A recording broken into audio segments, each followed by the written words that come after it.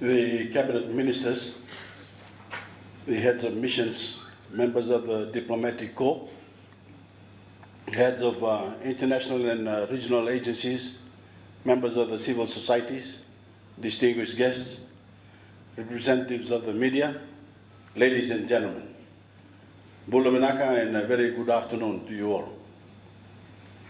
I am honored to be here to celebrate the indispensable role of women in our society and to launch two initiatives for Fijian women.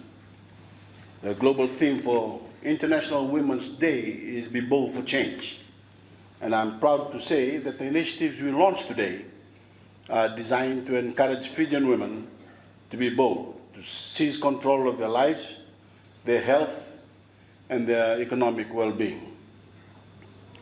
International Women's Day is not intended just to say nice things about women and give them flowers and hugs and then return to life as we know it the next day.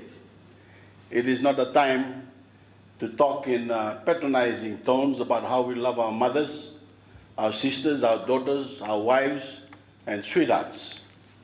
We have seen too often how people can commit unspeakable acts of violence and repression against the very people they are supposed to love and protect.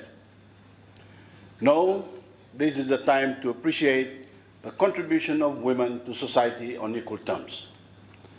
It is a time to cry out for collaboration, for support, for empowerment, understanding, and most important of all, equality. Equality is the key, because we all know that violence against women stems from two things: a conviction that women are less equal than men, and a deep-seated fear that they are not. So when we create a toll-free domestic violence helpline to support all women who are or have been victims of violence or who fear they may become victims of violence, we make a statement as a people. We are telling the women of this country, you must not accept violence, and if you choose to fight back, your country will support you. And if you cannot fight back but need help, your country will embrace you. We are also making the statement that we, as a people, will intervene to protect children who are being victimized by the very adults they should trust to protect, support, and nurture them. And by committing ourselves to the third National Women's Expo, which will be held at the Vodafone Arena from the 14th to 16th of June this year, we are telling women once again, the business you run, the products you make and grow, and the services you provide are important to our economy and our nation. Your value is not only in the home, but also in the marketplace, and your country is behind you. The Domestic Violence Helpline is truly a national effort. It is a partnership of the Ministry of Women, Children and Poverty Alleviation with our three telecommunication companies, Digicel, Telecom Fiji Limited, and Vodafone, and the Fiji Women's Crisis Center. Together, they will enable women and children who have suffered domestic violence or under threat of domestic violence to get help at no charge, 24 hours a day, with compassion, with discretion, and professionalism. I want to commend the staff of the Fiji Women's Crisis Center, whose staff have been trained to manage the line and deal appropriately and selflessly with anyone who calls needing help. It is impossible to know how many women will be putting their well-being and even their lives in your hands.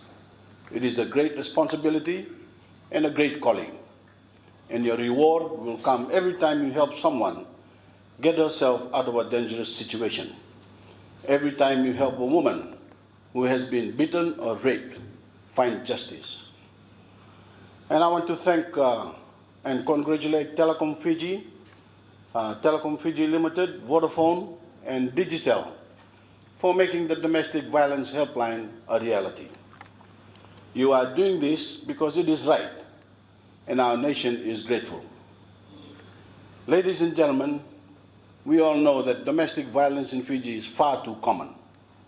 We are working hard in government and civil society to end it. But I say that more can be done. You've heard me say many times, and I will say it again, domestic violence is a national shame. Rape is a national shame. And together, we must do much more to stop them. Let me repeat what I have told Fijian men over and over. Real men don't beat women. They respect and protect them. Real men don't rape women. They respect a woman's right to say no. And real men certainly don't abuse children, a heinous crime that warrants the strongest punishment. I call on all men to join me to champion this rallying call against domestic violence and its destructive effect on our Fijian society. I call on men who truly stand for non-violence to use every opportunity they have to speak out against domestic violence. I call on our community organizations and religious groups to rally their members against domestic violence. I call on every Fijian to reject any tolerance for domestic violence or those who are responsible for it. Domestic violence is not a problem for women. It is a problem for all of us because it demeans us all if we do nothing to stop it. I am frankly proud that my government has stood foursquare behind the protection and empowerment of women by raising awareness, changing laws to give women better access to justice, and making violence against women a priority for law enforcement. We are also busy empowering women economically, but economic empowerment must go hand in hand with personal security. We cannot pretend to give women economic power if we cannot lift the burden of fear and fiscal powerlessness from their shoulders. A woman who must always look over her shoulder for her attacker will be ill-equipped to look ahead to her economic future. So like the fight against domestic violence, the National Women's Expo, which my government is funding again this year, is part of an overall long-term effort to empower women. We empower women by helping them secure the means to be independent and to have a voice. Economic power can be a very loud voice, and we are most happy to hear it in the alto and soprano range.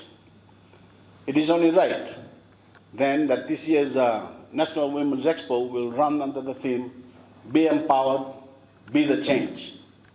It is a recognition of the capacity of women as agents of change in our society. The economic empowerment of women is part of my government's greater goal of reducing poverty through increased entrepreneurship and private sector-led growth. My government will continue to invest in women's economic empowerment because economic empowerment is the direct path to gender equality, the eradication of poverty, and economic growth that is broad-based and inclusive. Today, ladies and gentlemen, we can call for unity on the related issues of economic empowerment and the elimination of violence against women. What we do now will benefit future generations. I am a father, a brother, a grandfather, and a husband, and I want the women I care about to live lives of freedom, of security, of choice, and of achievement in a world where they are equal. But I want no less for all women of Fiji. And for that to happen, we need to work together and provide women the support they need. I want to thank everyone involved in organizing this event, and now I have the great pleasure of announcing the Domestic Violence 24-hour toll-free helpline number 1560, the publicity campaign towards the 2017 National Women's Expo. To all our Fijian women, happy International Women's Day. May this day be a day of empowerment, hope, and security, today and every International Women's Day to come. Thank you, and God bless you all.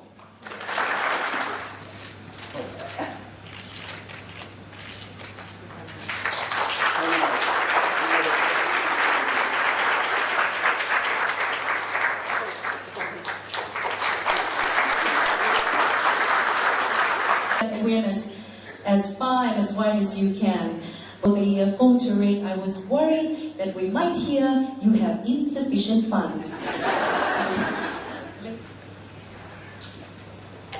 is the National Domestic Violence Helpline. Please press 0. We're viewing it live on the screen at the moment, ladies and gentlemen. Good afternoon. This is the National Domestic Violence Helpline. I'm speaking. Can I help you? Good afternoon. Thank you very much. I really don't need help. I just want to say good afternoon.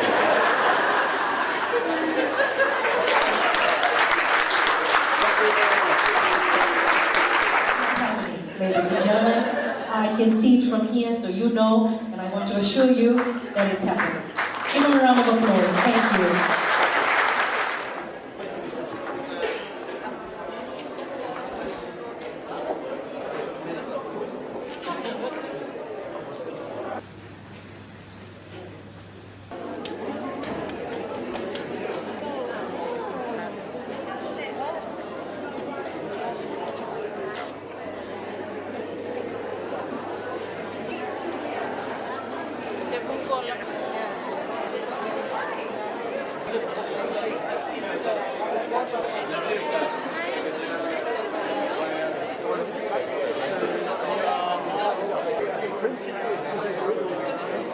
She's Japanese.